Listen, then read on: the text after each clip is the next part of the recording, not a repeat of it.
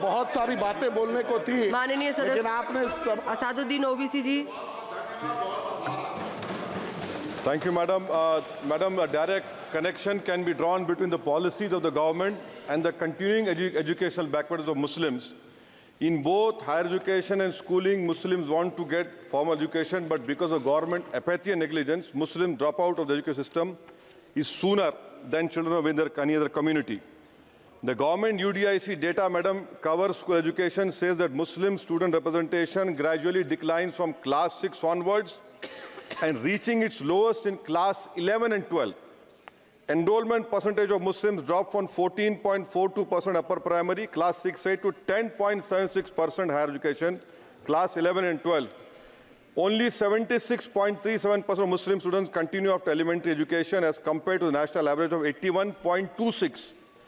Madam, 28 states have gross GR of 80% for primary education, but only 12 states achieve 80% secondary level. This shows a clear systemic bias against Muslims. Muslim children do not have means to cross beyond primary education, but the government has limited pre-matric and post-matric scholarship class and above. I want to know from the Modi government that does the Muslims of this country have a fundamental right to education under Article 21A or not? Or do you want to make the Muslims, 17 crore Muslim second-class citizens status permanent? Madam, there are 1.7 lakh fewer Muslims pursuing higher education. That was not the case till 2021.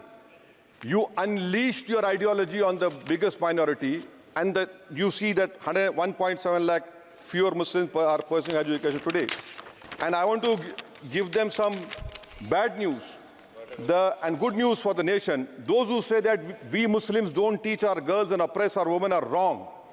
I'm quoting data. I can challenge anyone.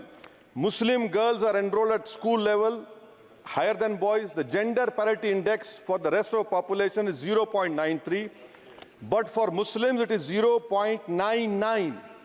The sad fact is that these girls and boys are not prevented from educating themselves because of some evil Muslim men, in inverted commas, but because of crushing poverty and absence of government support. This government education policy talks about universal access to education, ensuring universal literacy in India of 2047.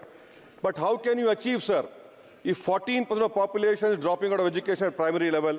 How can you achieve when about 25% of rural youths in the age group of 14 to 18 cannot read a class 2 level text fluently in regional language? And while more than half struggle with division 3-digit by 1-digit problems, a skill usually is expected to achieve in class 3 and 4.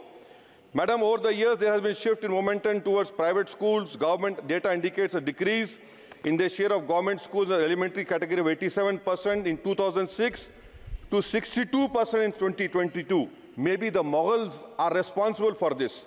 This means that the government has decided to leave the poorest Indians to for-profit schools and abandon the responsibility on the RT. Madam, for Kendra Vidyalaya, the government has allocated 9,030 crores, Navodaya Vidyalaya 15,800 crores. How is it that you have vacancy of 6,653 in teaching and non-teaching staff? Would you blame Babar for this? I'm sure you'll do that. In Navodaya Vidyalaya, 15,800 crores have been allocated, 4,675 vacancies are there. Sanctioned strength is 34,354. In Navodaya Vidyalaya and Kendra Vidyalaya, it is 56,703. You have passed a law 5 months ago about cheating, malpractices, but you are so great in implementing. It took you 5 months. Maybe you are waiting for the NEET paper to leak. That is what I can say. And I'll show the classic example of favoritism, madam, over here. Jamia Millia Islamia is allocated 3 lakh per student, Aligarh 3.9 lakh per student, and BHU gets 6.15 lakh per student. Why this favoritism? And may I request the Honourable Minister through you, madam, that PM USP 1558 crores have been allocated. Please have some liberal mindedness, so that more Muslim students can get this. Your HIFA scheme, madam, HIFA scheme, 39,720 crores have been sanctioned for 103 institutions. 22 are IITs, 12 are AIMs. These people can pay back money. How can Jamia Millia and AMU pay back money? I don't know who has told you this. And more important, madam, 29% of graduates and above in India are unemployed. And half of them do low-skilled jobs. This is for you to understand. And may I come to Jamia Millia, madam? Jamia Millia, you have no permanent vice chancellor. Why is it that a registrar is not even qualified to hold that post? Why is it that a standing council is running the Jamia Millia? And please inquire that why 438 crores have been given HIFA, whether competent construction companies have been given or someone has been on the basis of favoritism. How is it, sir, that the present status of 100 years old Jamia Teachers Association, their office has been sealed, their body has been dissolved, there is no funds to run the university, to pay outsourcing staff, to build for building maintenance, no research grant? I demand that registrar and the standing council to be immediately removed. Now, coming to Aligarh Muslim University, there are 1,400 daily. मैं खत्म कर रहा हूँ 2 minute में. AMU daily wage workers are 1,400, temporary 1,559. Why don't you regularize them? And why are you not giving separate funds, Honorable Minister Garu, to the AMU branch at Murshidabad, in Mallapuram, and in Kishanganj? You want it to be closed? Madam, as of July 2023, the share of ST-OBC in senior professors is even lower. I'm giving you figures, madam. In central universities, there are 66.29 general teaching staff. SC, ST-OBC only 30%. NIT 67%. 33% ST-OBC. In IIT, 84.5 general category. SC, ST-OBC 14%. IIM 86.83%.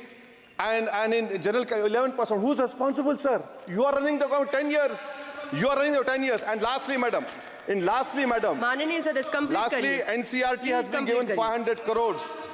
May I dare to say that this government has been distracted with fudging textbooks, teaching propaganda to children. You want me to sit down? You want to sit on record? आप बोलेंगे? जवाब नहीं दे पाओगे, बैठो खामोश तुम. NCRT has removed the reference to Babri Masjid 2002 rights. Why should people not learn from mistakes of past? Should our children not learn of Gujarat program, massacre of minority Muslims? Those who ignore history mistakes are bound to repeat them. It has made up history and argued Indians don't have migrant DNA. Madam, 1 minute, khatam karo. The truth is DNA shows that there are 4 ways of migration in India. Africa, Iran, Southeast Asia, and Astral pasture of the Aryans.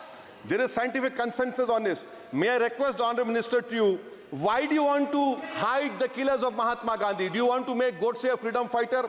Let the children know who's a Deshbhakt and why are you trying to protect your organization, ideology organization? Madam, in end, I would appeal to the government to fix your priorities. You need to construct more government schools, improve quality of schooling. You need to make active efforts to reduce dropout rate of Muslims. You have a job cut out for you. Do not waste your time. Do not use school textbooks as battleground for petty ideological quarrels. The future of our children depends on quality of education. May I request the Honourable Minister, concentrate on 14% Muslims. You have the highest dropout rate. This nation, we want it to become Viksit Bharat. But if you keep on unleashing ideology of hatred, we cannot become Viksit Bharat. Thank you, madam.